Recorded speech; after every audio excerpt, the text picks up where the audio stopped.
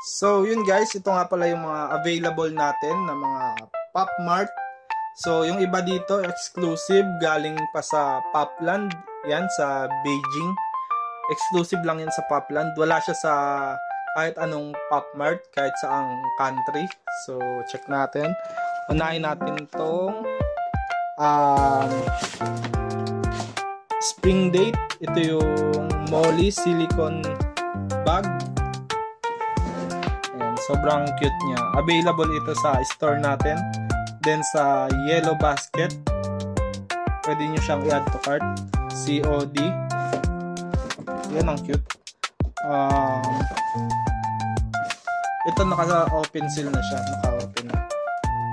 Pero yung iba, naka-sealed siya. Ito naka-sealed.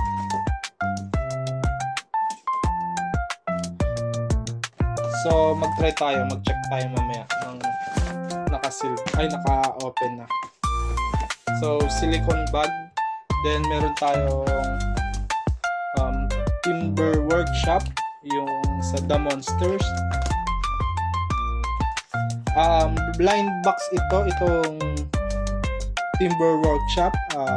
Keychain blind box. So, ayan. Ito yung pwede nyong makuha. Meron ding rare dyan. 1 out of 72. Ayan. So, 6 pieces yung available. Then, meron tayong The Monsters. Ito. So, ayan guys. May Gundam din tayo. Available yan sa store natin. Ayan. The Monsters Party. So, ito. Keychain din siya. Then, may rare din. Ayan. Tapos ito yung maganda. Ito yung Popland. Gathering at the Popland. Exclusive lang to sa Popland.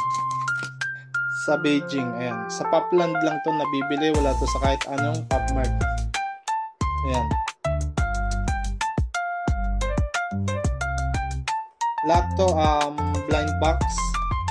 So may rare din siya. Ayan yung rare niya.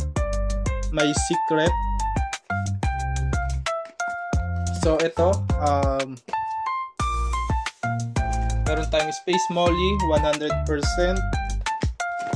Then ito kakalabas lang nito. Kakalabas lang sa store natin. Tapos ito, meron tayong series Series 2 yata to.